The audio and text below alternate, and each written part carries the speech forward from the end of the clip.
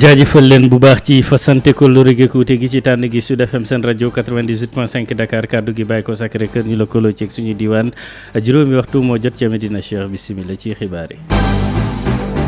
li ci gën a fës daal na ci rek bokk wàllu insécurité ak ñu fekk mu daal di nag ñàkk bakkanam tey ji ci suba ci arrêt bu SIPS ba police bi ñëw ca barab ba daal di ci ubbi l'enquête dinañ ci daal di nag jukki li ni mel nag nemmeeku nañ ko ni ki démb ak commissaire divisionnaire bu police bi nga nekk en retraite foofu ca diwaanu nag Thiès ci dimanche gi moom itam daanaka dañoo yeewu lii di nag néewam ñu daal di koy nag gis nañ ci daal di jukki ak boobu beneen enquête mu nekk xeetu nag ñàkkum sécurité bi ñu daal di nag nemmeeku mim réew daal di nag dellu siwaat dinañ ci daal di jukki ci ponk wax sa xalaat yi benn lay doon maire bi nga xam ne juróom-ñetti fukk ci cheminots yi retraité ci Dakar Bamako ferroviaire daal nañ koy def atum 2018 ba léegi ñoom ba léegi ñu ngay sàkku ñu daal leen fay seen i ndàmpaay juróomi téeméeri million la koppar gi war rek toll ne ñu seen plan d'action la ñuy daal di nag teg boole kook waa Dakar Bamako ferroviaire seen plan boobu ñu daal di nag wane seen i nag naqar bés bi ñu jagleel wàllu nag école bi nga xam ne nag kenn waru ca amal yëngal G7 daal di koy door ca lycée Blaise Diagne lu mooy élèves wu terminal yi ñeneen yi kenn defu fa nag cours ca CM Blaise Diagne bi nga xam ne nag li sooke mbir mi fa la daal di nag bàyyi ko te muy ay ab élève bu daal di nag dóor wala agressé ab professeur am ñu ci bëri daal nañ koy rek layal ñi daal di jàpp ne rek mbir moom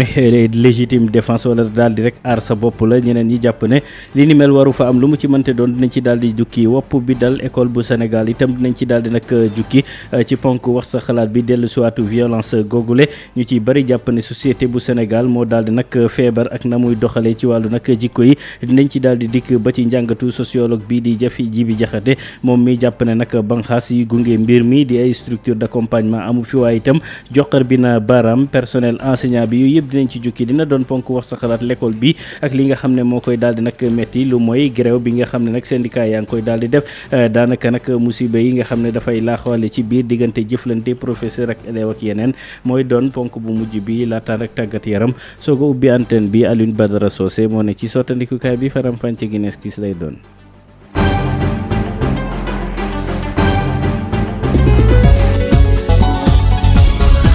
Adama Ndione ci kàddu gi ñu dooree ko nag liñ leen ko waxee ci boppu xibaar yi kookee ñu daal di fekk ab néewam ab soxna la tey jii nag ci suba ca banlieue bu Ndakaaru moom nag mu taxoon rip ak deret soxna soosule ci arrêt SIPS lañ ko daal di nag fekk moom nag néewam la ñu daal di nag gis police daal di dem ca barab yooyu ba daal li ñu jot a jàpp ne moom la daal mooy mbirum agression moo daal di tàbbi ci moom banlieue Alaaji Moussa Thiam. tey su suba la ñu fekk ci fi nga xam ni moo di arrêté nag néew soxna soosé ñu naan Njóoba Sekk moom nag daanaka dañ ko fekk nag ñu faat ko ci anam yu ñaaw li nga xam ni moo jëm ci wàllu mbubb yeeg yëpp yi mu yoroon daa takk ripp ak i deret ci kenn ku ñuy xibaar xam lañ ni rek ni ki nga xam ni ñàkk bakkanam daanaka depuis démb daal ba léegi waajuram bu jigéen mu ngi koy wër ndaxte nag ay jegeñaalem yi nga xam ni dégg nañu rajo yi di wax ni am na ku ñu faat bakkanam foofee si la nag ñoomee daw di ñëw xool lan la waaye nag lu ñu si mënti wax rek mooy ñi nga xam ne tamit moo di yaayam xam leen ni rek ni daal kookee ñàkk bakkanam di Njóoba Sekk démb si guddi la ko nit woo téléphone ba mu ko woowee téléphone daal si la daal di dem génn kër gi si boobee nag la gëj a am ay xibaaram ba ni mu yeewoo tey nag tombeek jéey ji ñoomee sax ti ay jegeñaalam tey ba ñu déggee ci rajo yi ni daal am na ku ñu faat bakkanam te kenn mënu ko identifier si la ñuy dawee ñëw di xool lan la waaye nag bañ leen décrire li nga xam ne nag moom la sol si la nag ñoo ñee xam ni Njóoba Sekk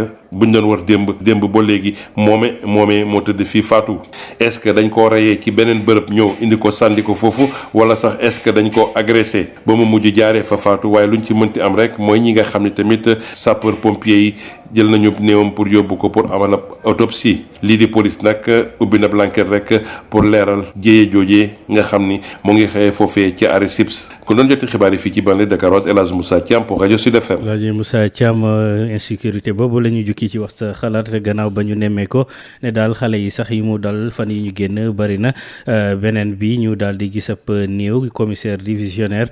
bu police bi nekk ci retraite ca Thiès ci dimanche bi kon démb la néewam la ñu daal di nag fekkee mu tàmbalee sax yàqu foofu ci ab quartier ba mu doon dundee foofu ca Mbour 1 foofee nag moom kese moo fa nekkoon di dund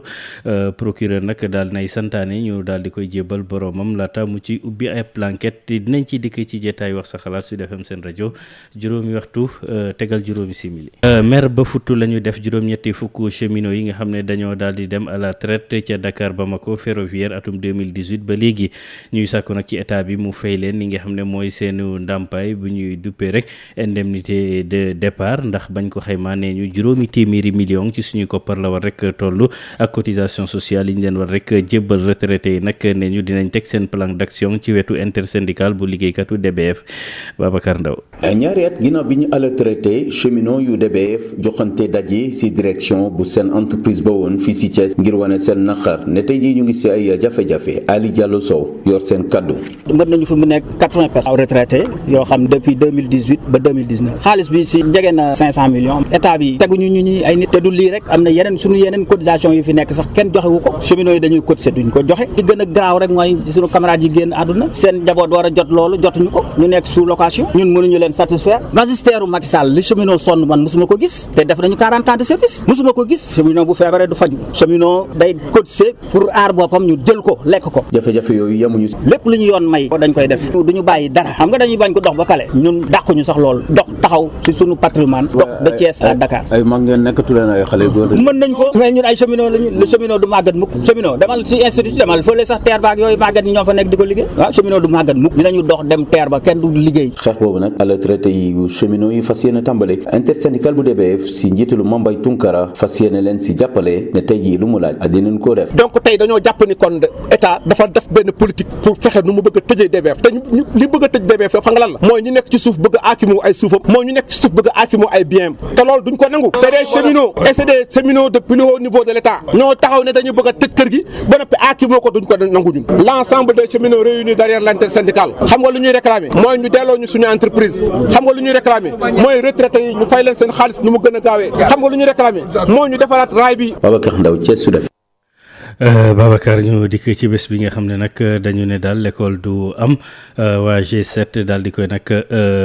teg lycée Blaise Diagne foofee nag la ñu gis mooy lu mooy élèves terminal yi yeneen élèves yi kenn jàngu fa la waral sax terminal yi jàng mooy composition yi ñu daal di nag nekkee ne ñëwoon ngir defi seen i rattrapage daanaka dañoo mujjee dellu siwaat tu situation boobu nag élèves yi di ko ñaawlu jàpp ne nag mën na leen indil rëq-rëq ci seen année scolaire bi foofa ca lycée John Kennedy wet gi foofu itam kii di censeur ba buggul addu ci mbir mi ni mel waa élèves yi joxe nañ ci seeni xalaat Aïssatou Gueye Ba. lycée Blaise Diagne boo yegsee daanaka tekkaaral la def mën nañ na sax jàng amu fi yenn élèves yi ñu dajal toll ci seconde ak première dañoo rek obligé delluwaat seen kër. mais monsieur yow classe bi disponible na kenn def suuf doon bàyyi ñu dugg exercer en attendant. ñenn ñi rek ñoo fi jàng muy nag élève terminal yi lee. nag moo nekkoon suñu démarrage composition yi mais dafa am retard parce que ñu ngi waroon dugg 8h mais ñu ngi dugg 9h parce que professeurs yi dañoo grève tey ak suba nee nañ ñoom dañuy grève ay daal ñoom moom ñu ngi ñuy dalal nee nañ dinañ composer normal mais ñun ba tey mooy loolu daal suñu xel dalut waa censeur bëggoon na gars yi def mais prof yi ñoo waxoon même élèves yi suñu defee ñoom duñ corriger waaw mais xam naa mujjee nañ par trouver un élèves yu tiit loolu ci seen njàng ab cursus scolaire bu nax saay ay fan ba léegi kii nag di Fatou Ndiaye Diop nekk élève terminal fii ci lycée Blaise Diagne di nakarlu loolu bu baax. tamit prof yi tamit nañu kii rek dañoo war a jàppale aussi parce que xam nga ne tey jii bu ñu surveillant yi jàppale wu loon composé boo surveiller ñu ba ñu mën a composé dina am benn problème parce que fii Dakar ñëpp composé nañ. ab bés la bu ñu ne rek jàng du am ci Dakar ak Kaolack loolu nag di décision bu G7 bi ñu demee lycée John Kennedy bëgg a wax ak ndaw ñooñu fa nekk daanaka rek autorisation amuñu ko fa. ñu daal di nag desandi ci bés boobule ba ñu jógee ci lycée ba ca CM ba la ñu daal di nag jëm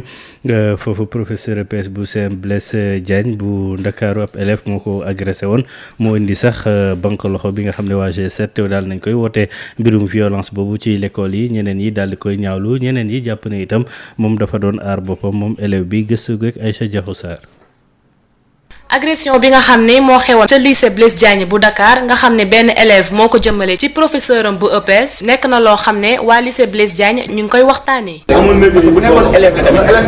ñenn ñi moom ñi ngi ñaawlu bile comportement bi nga xam ne moom la élève bi jëmale ca professeur am kii nag benn ndongo la bu ñuy wax Penda Sarr nekk ci classe première ci ñoom la bokk. affaire bi métti na ma parce que man je me dis que mënoon nañ bañ a egg foofu yëpp problème bi mënoon nañ ko régler entre prof et élève sans pour autant am ay violence wala affaire yooyu noonu mënoon nañ jël prof bi ak élève bi yóbbu leen ba ci ay censeur wala directeur mu teg leen ñu régler problème yi discuter normalement sans pour autant ñu siy xeex wala ñu siy gaañante non d'accord ma si. am na ñeneen ñoo xam ni moom jàpp nañ ni loolu du violence ndax bu ñu sukkandikoo ci ñoom élève bi deful dara lu dul fayu. élève bi mënul tëb rek dóor professeur bi soo gisee lenn lu xew am na lu ko waral élève bi moom ak professeur je ne sais pas entre guillemets ce qui s'est passé maintenant ñu ñëw à un certain moment on voit que élève bi dafa dóor prof kon c'est-à-dire que prof bi am na lu mu ko war a def ba élève bi dóor mais élève bi tamit nu mu réagir wala woon réagir noonu waroon na muñ dem consulter ñi nga xam ne ñooñ lañu jox wàllum yoonum école parce que fekkee ñooñ am ñu fi njëriñ parce que c'était pas la peine qu'on les mette ici.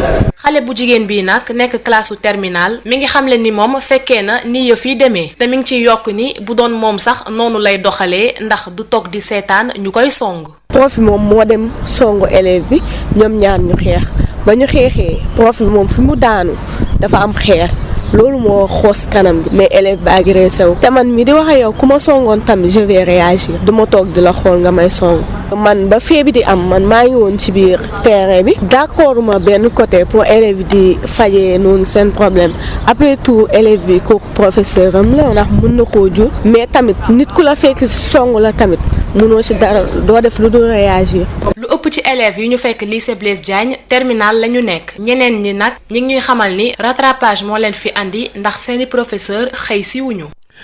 ci wax sa xalaat la bokk mbir yooyu di faral di am ci l'école yi journée boobu ñu wootee fii ci Ndakaaru tënge ci itam lycée moderne ñu ci bari ci professeurs yi daanaka sàmmonte nañu ak dogal boobu jàngale wuñu donte sax bokkuñu ci ay syndicats yu fas yeneen i lycée yu ci mel ni Abdoulaye Sadji ak Sem Matar Seck foofu jàngalekat yi ne ñu daal ñu ngi jàppale professeur bi waaye yennet ñu ngi doon def ay cours tënge Denisia Sambou. ci lycée moderne bu Tëngéej ci bëccëg bi nga xam ne nag jàngalekat yi décrété nañu ne kenn du ko jàng bu ñu sukkandikoo ci yenn professeur yi nga xam ne jot nañ leen a gis nee nañu topp nañu ko bu baax a baax ci salle des professeurs bi xamal nañu ne nag jàngalekat yi ak bépp syndicat bu ñu mënti bokk respecté nañu moo doot bi seen si waaye nag ci lycée Abdoulaye Sadji leneen lañ fa seetlu ndongo yi a ngi ci composition waaye teewul jàngalekat yi a ngi fësal seen solidarité seeni collègue CUSEMS Djibril Ba professeur anglais la fa. journée bi ñuy wax ne journée morte la ñun ñu ci bëri ñun yëguñu parce que boo gisee nouvelle bi nuñ ko yëgee ci réseaux sociaux yi lañ ko yëg donc relais wuñ daal xibaar bi ba nit ñi jot ci ba xam ban taxawaay lañ war a taxaw léegi nag Rufisque nag problème bi fi nekk mooy dañu nekk ci ay composition départementale te composition départementale donc fii ba yéen ba Tivaouane Peulh Rufisque foo jaar nit ñaa ngi composé tey terminal ñuy composé donc du ñu mën a bàyyi composition bi ndax dañ naan dañuy jàppalee suñu collègue ndaxam naqari nañu métti nañu mais dañu am beneen taxawaay mën na am suba wala yeneen jours yi ñëw ñu xool nañ mën a taxawee pour mën a wane suñu naqar jàppale ko. seetlu gu ni mel it la ñu def ca Sem Matar Seck ndongo yi a ngi ci composition jàngalekat yi ne ànd nañu bu baax a baax ak seeni naataango yi nekk ci grève bi waaye Pierre Martin Sagna secrétaire général SAEMS section Rufisque di leeral ne nekkul ne SAEMS ñoo décrété mot d'ordre. En fait ñi décrété journée morte bi c'est le CUSEMS déjà et le SAEMS de Dakar probablement parce que il n'y a pas encore confirmation de ça mais ñoom ñoo décrété kii donc le SAEMS de Rufisque n'est pas concerné par mot d'ordre boobu moo tax ñun suivre ñu ko d'ailleurs vous voyez que ñëpp ñu ngi en composition pratiquement moo tax ñun ñu préféré condamner plutôt que de faire journée morte. Selon les dispositions de la loi état moo war a garantir la sécurité des fonctionnaires les enseignants tamit fonctionnaires lañ comme yeneen fonctionnaires yi dañu am droit sécurité te dañ leen war garantir seen sécurité état daf ko war a garantir moo tax ñu ñaax état mu jël toutes ses responsabilités par rapport à ça. jàngalekat yi di dolli ne ñu ngi nakkarlu yi tamit tekk tekkaaralu kuréel yi ëmb parents d'élèves yi ci situation yi nga xam ne nag ñu ngi koy nemmeeku fii ci Dakar ak région yi boobu ba léegi Tëngéej Denisia Sambo pour Sud FM. Denisia violence boobu ñu nemmeeku ci barabu jàngukaay yi présidente bu association ancienne école yu normale Germaine Le Goff ba ci Thiès mu ngay daal di ñaawlu mi ni mel wax ne daal société bu Sénégal moo nekk ci crise bu xóot a xóot Fatou Mangane Faye gis ne daal faaw ñu daal di xoolaat yaru xale yi ñu woo itam muy parents yi di éducateurs yi ku ci ne daal di ciy jóg Habsa Iliman Wan. lii su fekkee ne jóguñu ci dana jéggi dayoo. fitna yi nga xam ne moom la ñuy nemmeeku ci l'école yi soxal na loolu ki nga xam ne moo jiite association bi ëmb ñi doon jàngee ci école normale Germaine Le Goff nee na loolu nag li ko waral mooy société sénégalaise ci boppam moo feebar. Fatou Mangane Faye. violence bi comme ni ma koy waxee léegi ci tubaab lu tax mu bëri léegi en milieu scolaire du dara lu dul rek suñu société dafa feebar suñu société lan moo ko feebar mooy norme yi nga xam ne règlement yi nga xam ne moo war a tënk société pour société bi jël dem ci kanam norme yooyu la ñu respecté tul. li ko gën a yokk nag mooy xale yi seen bopp la ñu yaratul. xale yi yarootuñu beaucoup de parents yi tam yaratuñu seen doom yi xale yi ñeme nañu respecté tuñu kenn am nañu fit loolu moom bu amee rek comme ni ko Platon di waxee c'est la tyrannie c'est la débandade lii rek lay indi. bu ñu sukkandikoo ci présidente bi la association waajur yi ak ñiy jàngale war nañ ci gën a taxawaat ngir gën a yaraat xale yi. donc nañu xoolaat yaru xale yi nañu xoolaat suñu bopp ñun jàngalekat itam parents yi aussi nañu xoolaat seen bopp nañu jéem a encore vraiment suñu valeur civique suñu valeur morale yi nga xam ne moom la fi suñu maam yi bàyyi woon ñu jéem a delluwaat ci valeur yooyu yar gone yi bu baax ndax boo nee école yar a tax waaye soo nee itam kër yar a tax xale yi il faut ñu yar leen ndax société bi mën a dem kanam. ci fàttali ajjuma gi ñu génn rek am na benn élève bu final professeur am d'éducation physique ca lycée Blaise Diagne. ca lycée Blaise Diagne ci école yu Sénégal ba léegi ñu daal di ci nag desandi dafa mel ni nag li xew ci société bi ci école bi lay daal di nag tàmbalee ndax mooy seetu bi ba tax na nag sociologue bi di ko daal di jàngat moom ji bi jaxate ñaawlu itam ñàkk banxaas yoo xam ne dañuy gunge wàllu nag yar geeg jàngale gi bi ci des mooy personnel enseignant mi nga xam ne nag nekk nañ ci responsable njàngatu professeur ji bi jaxate ak Adja Habsa Ilimane War. xam nga boo nee fitna ci école yi rek moom da nga naan fitna ci penc mi dafa mel ne fitna bi nga xam ne moom moo am ci penc mi moom ngay fépp boo demee ci école yi da nga ko fay fekk boo demee ci marché yi da nga fay fekk fitna boobu boo demee ci bërëb yi nga xam ne fa la ñuy defee sport moo xam football la moo xam làmb la bëre da nga fay fekk fitna yu mel noonu yenn saa sax boo demee ci barab yi nga xam ni normalement yooyu waroo ko fa fekk yu mel ni barab yi ñuy jaamoo yàlla wala armée li nga xam ne fa la ñuy denc ñu faatu yenn saa nga fekk fa ay fitna ak ay jàppante yu doy waar alors loolu boo lay wan ni penc mi daal fitna moom moo fi jóox te léegi mi ngi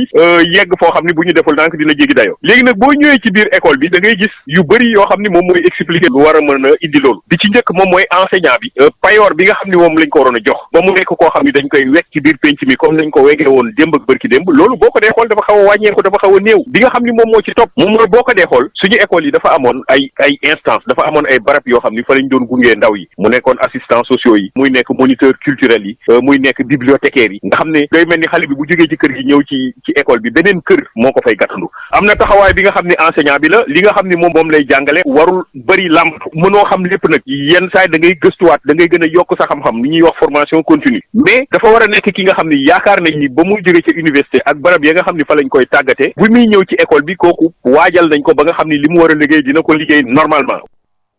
na ko liggéey normalement loolu nag ci wax sa xalaat la bokk jàngat yooyu ak école bu Sénégal la ko wopp ak nañuy def ba mu daal di ci rek jóge toogaanu ñaxtu parents d'élèves ya fare ci école élémentaire bu Buuxu 2 mu nga ca jas ca département bu Mbour association parents d'élèves yi ñoo lànk ne daal école boobu ñu bëgg nag toxal yóbbu ko ci ab terrain boo xam ne neen ñu dafa am coow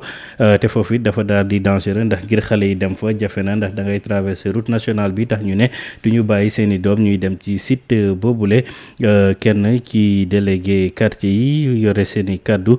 di Malick Ciss nekk parent d'élève ca Buuxu 2 ñu déglu ko ak Moustapha Sall. déplacement école bi awul yoon fii abri provisoire la fi ñuy yóbbu aussi abri provisoire la te am nañu site boo xam ne mën nañ fa defar école bi donc loolu moo tax ñu opposé wu te site bi ñu bëgg a yóbbu dafa am litige dañu yaakaar ne ñun xamuñu dara te or que c'est pas comme ça parce que mënoo wax nit ne yow par exemple école élémentaire Buuxu 2 moo nekk ci papier yi nga bëgg leen délocaliser yóbbu leen ci site boo xam ne dafa am litige ba am na tur cité Mame Diarra c'est incohérent insécurité totale te fi mu nekk zone bi mu nekk foofu moo gën a ëpp accident yi mortel yi am Buuxu yëpp foofu la ëppee boo jógee Mbour booy wàcce montagne bi à ta droite donc accident yi gën a garaaw Buuxu yëpp foofu la amee suñu doom yi 7 ans 8 ans 9 ans nga leen di yóbbu ci zone boo xam ne am na litige non seulement en plus de cela sàccam xale yi yéen gis ngeen ko chaque jour ñu dégg ay enlèvement ci école yi et un peu partout au Sénégal te fi ñu yóbbu école yi abri provisoire boobu foofu amul ndox amul toilette amul dara léegi li ñu bëgg mooy ñu indiwaatal ñu école bi fii comme fële abri provisoire la fii abri provisoire la nañ ñu indiwaatal école bi fii loolu baaxul ca suñu doom yi yow mënoo jàng ba à 4 mois nga bëgg a toxal xale yi loolu day jouer ci seen jàng bon élèves yi presque c'est à 90% demuñu école ñun téye nañ suñu doom jusqu'à inspecteur ñëw ñu waxtaan. ci loolu sax directeur bi daal nag jël dogal boobu moom nag nee na dina daal di nag réagir ci nag waxtu yi ñu jëm jamono ji nag dañ ko convoqué woon autorité académique yi barab boobu ñoo ko woo ngir ñu daal di ci seq jotaay ci coow loolu le ñaxtu directeur général bu ANAMO agence nationale bi nga xam ne mooy woote maison de l'outil wàllu jumtuwaay yi ñoom nag nee ñu lu ko waral mooy agence bi jafe-jafe koppar la daal di amee jamono jile mu ngi ko xam ne nag gannaaw ba ñuy mandargal ab école bi ñu jagleel wàllu maison de l'outil foofu ca Ngaye Mékhé moom Malick Mbaye moom nag ñaawlu na itam yéex yi nga xam ne am na ci anam bi ñuy jébbale joxe ay dogal ngir agence ba mu jiite daal di amal ay liggéey jàpp na ne daal ministre ya ko jiite directif yi leen jiitu réew mi di jox duñu ko faral di def Tivaouane Babacar Sow. agence nationale de l'outil ANAMO di sànnik yoox jamono ji koppar yi nga xamee ni moo war a wéyal liggéey bi mel na ni tàgga tembe na jik yoox goo xam ni mi ngi bàyyi ko ci seenu ci jëwriñ ji nekk ci bopp kuréel gi di Malick Mbaye ginnaaw bu nga xamee ni ñu ngi doon génte maison de l'outil bu nekk ca Ngaye te ñu dippee ko monsieur Karé Gueye njabootam doon leen jox ay jumtuwaay suñu koy xayma suñu koppar toll na ci 2 millions dik yoox goo xam ni Malick Mbaye mi ngi koy jëmale ci nguurug Sénégal ni daal bërëb bi nga xamee ni dina tax ba ndaw yu bëre am liggéey ginnaaw buñ leen tàggatee ba noppi ci taxawaay bu mat sëkk Malick Mbaye directeur général ANAMO. maison de l'outil buñ ko tuddee Moussa Karé Gueye tey ñu toog gis ay doomam ay sëtam ñëw def lu am solo moo ñu jël seeni guy ak seeni daqaar dajale ba mu mat 2 millions ñu def ko ci matériel dañ koy rafetlu ñi ngi ñaan l'état du Sénégal le ministère des finances ñu jàppale maison de l'outil gis nañu moyens yi ñuy def yeneen structures yi pour ñu jox xale yi métier wala ñu fexe leen ñu am liggéey ñun joxuñu ñu genn wàllu googu parfois sax suñu budget du mat mais terewul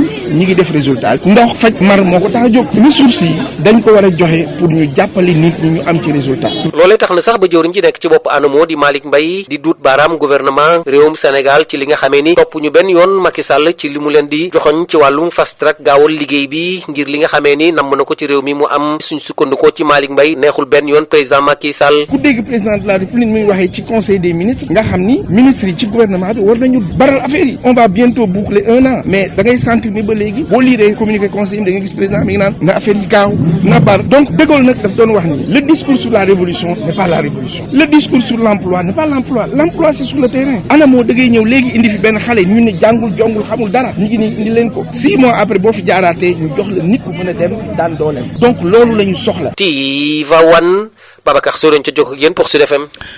fexe ba daal nag négocier waat contrat concession bu autoroute à péage Dakar AIBD aéroport international Blaise Diagne directeur général bu SENAC SA moom daal di nay dàq li ni mel loola waral nag section sénégalaise bu Transparency International di sàkku nag ci état bu Sénégal mu daal di nag jàpp fulam fexe ba contrat boobu ñu daal di koy nag négocier waat waaye itam fexe ba auditer dëgg autoroute à péage boobu koppar bi ñuy wax di 220 milliards yi ñu ne daal Eiffage daal na ko ci rek def ci liggéey boobule forum civil di bëgg nag SENAC daal di jox gëdd askanu Sénégal bàyyi ko mu xoolaat contrat boobu bu ñu sukkandikoo ci coordonnateur ba di Birahim Seck ñu déglu ko ci jokkoom ak Adja Ndeye Mariam Ndiaye. forum civil jot naa génne daje daal di ne état bi na am fulla am fayda exiger SENAC ñëw à la table de négociation parce que population yi sonn nañ ci li ñuy fay ci tarif yi nga xam ne moom lañ fay ci péage yi accident yi également bari na ci autoroute à péage yi te rek li ñu rey bari na amul sécurité et puis xaalis bi nga xam ne SENAC nee na ko wala boog Eiffage à travers SENAC dugal na ko ci travaux yi di toll ci ay neneen ay 60 et quelques milliards de francs CFA ñun dañ ciy douter ñun jàpp nañ ne lim dugal matul également parce que matul lim li mu wax te sénégalais yi jàpp ñun sénégalais ñun ñoo financé autoroute à péage bi lu ëpp ci 300 milliards de francs CFA teg ñu fayloo moo tax ñun biñ ko déggee ñu ne lii duñ ko bàyyi mu romb il faut que ñu jóg taxaw jàppale état ba nga xam ne dina imposer exiger SENAC SA pour mu ñëw à la table de négociation que mu nekk ferme mu bañ a fayir jamais à sa mission régalienne que Sénac SA ñëw à la table de négociation maintenant état bi également buy négocier na négocier ci intérêt population bi na négocier wu ci intérêt état bi benn faible benn yoon. ñu daal di nag dikk ci tàggat yaram bi football Ligue 1 bu Sénégal NGB